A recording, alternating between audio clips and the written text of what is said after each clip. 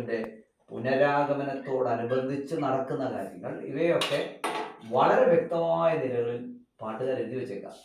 അപ്പൊ അവരുടെ അന്നത്തെ കാഴ്ചപ്പാടിനും അവരുടെ ചിന്തയും ആണ് ആ എഴുത്തുകളിൽ നിന്ന് പ്രതിഫലിക്കുന്നത്. ഇന്നിപ്പോൾ സംഭവിക്കുന്ന കാര്യം, ഇന്നത്തെ പ്രസംഗകരുടെ ഒരു പ്രത്യേക വിഷയം, മുമ്പേ ദാസൻ പറഞ്ഞതുപോലെ വാഗ്ദത്തം എന്ന് പറയുന്ന ഒരു വിഷയത്തിലേക്ക് ഒതുക്കിയേക്കുക. വാഗ്ദത്തം എന്ന വിഷയം എന്നിട്ട് ഇത് പിന്നെ ഈ ലോകത്തിൽ നമ്മൾ നേടാനുള്ള എന്തിനോ വേണ്ടി ആണ് പ്രാർത്ഥിക്കുന്നതും ആത്മീയത അതിനു വേണ്ടിയാണെന്നുള്ള ഒരു ചിന്തയിലേക്ക് ആളുകളുടെ മൈൻഡിനെ കൊണ്ടുവരിക. പക്ഷെ ഇപ്പോഴും നമ്മൾ ശ്രദ്ധിക്കേണ്ട ഒരു കാര്യം, പഴയ കാലത്തെ പാട്ടുകാർ ക്രിസ്റ്റോളജി, എസ്കറ്റോളജി ഇതെല്ലാം പ്രധാനമായിട്ട് അവരുടെ പാട്ടുകളിൽ ഉൾപ്പെടുത്തിയിരിക്കുന്നത് പോലെ തന്നെ നമ്മുടെ പുതിയ പ്രസംഗർ പുതിയ ആശയങ്ങൾ വെക്കുന്നതിൻ്റെ അത് കുഴപ്പമൊന്നുമില്ല.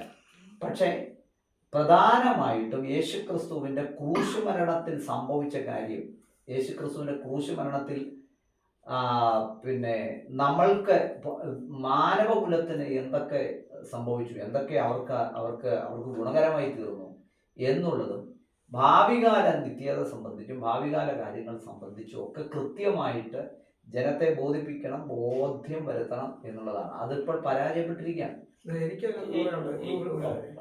നമ്മൾ തെറ്റുന്നതിൽ നമ്മുടെ പാസ്റ്റർമാരുടെയും പ്രസംഗകരുടെയും പങ്കിനകത്ത് മുൻകാലങ്ങളിൽ ഒരു പ്രസംഗകൻ അവൻ്റെ മുന്നിലുള്ളത് പാപിയായൊരു മനുഷ്യൻ, ആ പാപിയെ രക്ഷിക്കുന്നത് കർത്താവായ യേശുക്രിസ്തുവിൻ്റെ ക്രൂശുമരണം.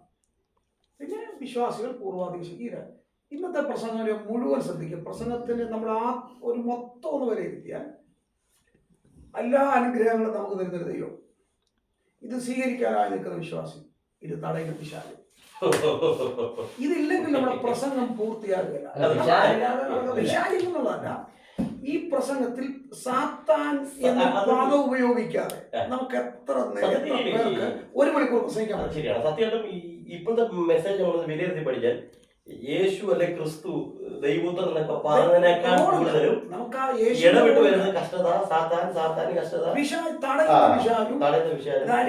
അനുഭവിക്കുന്ന ഇരകൾ നമ്മളും ദൈവം നിസ്സഹായനായി നിൽക്കുക. ഞാനിതെല്ലാം ചെയ്യാൻ റെഡിയാണ്, പക്ഷെ മറ്റേ പുള്ളി തട്ടിക്കൊണ്ടില്ല. അത് പ്രവാചകൻ പറഞ്ഞു നമ്മുടെ. ശരിക്കും ഈ പ്രഭാഷകരുടെ ഒരു രീതി നോക്കിയാൽ ഇൻഡോർ ഔട്ട്ഡോർ രണ്ട് രീതിയിൽ പ്രഭാഷണമുണ്ട്, ഇൻഡോറും ഉണ്ട് ഔട്ട്ഡോറും ഉണ്ട്. പക്ഷെ ഇന്നത്തെ ഈ പ്രഭാഷകർക്ക് ഇൻഡോർ പ്രസംഗം എന്താണെന്നും ഔട്ട്ഡോർ പ്രസംഗം എന്താണെന്ന് അറിയില്ല. അത് പബ്ലിക്കിൽ വന്നു കഴിയുമ്പോൾ എന്ത് പറയണമെന്ന് അറിയാത്ത ചിലരുണ്ട്, ഇല്ലേ? ഒരു ശരിക്കും ഈ വാക്തത്വം, പിശാചി തടയുന്നത് അല്ലെങ്കിൽ പൈശാചികം, ഇതൊക്കെ ശരിക്കും ഇൻഡോർ പ്രസംഗമാണ്. ഇതൊക്കെ ഇൻഡോർ പ്രസംഗം. അത് നമ്മളിൽ ഏൽപ്പിച്ചിരിക്കുന്ന നമ്മുടെ സഭയ്ക്കകത്ത് നമ്മൾ പറഞ്ഞു കൊടുക്കേണ്ട കാര്യങ്ങളായി അതിന് ഇൻഡോർ പ്രസംഗങ്ങൾ നമ്മൾ കാറ്റഗറൈസ് ചെയ്യാം. അതായത് ഈ പിശാചിന്റെ ബന്ധനം, പിശാച്, കഷ്ടത, പ്രതിസന്ധി, ഇതൊക്കെ ഇൻഡോറാണ്. പക്ഷെ ഔട്ട്ഡോറിലേക്ക് തികച്ചു സുവിശേഷീകരണമായിരിക്കണം. അത് ഒരു പബ്ലിക്കിനെ കിട്ടുമ്പോഴത്തേക്ക് അതിനകത്ത് പബ്ലിക്കിനെ രണ്ടായിട്ട് കാറ്റഗറൈസ് ചെയ്യണം. ഒന്ന്, നമ്മളിപ്പോൾ പൗലോസ് അഥേനയിൽ സംസാരിച്ചപ്പോൾ സംഭവിക്കുന്നത് തികച്ചും ബർബരരായിരിക്കുന്ന ആളുകളോടാണ്. ബർബരന്മാരെ തികച്ചും അവർക്ക് ദൈവവീക്ഷണമുണ്ട്, പക്ഷേ സത്യദൈവത്തെക്കുറിച്ചുള്ള ബോധമില്ല.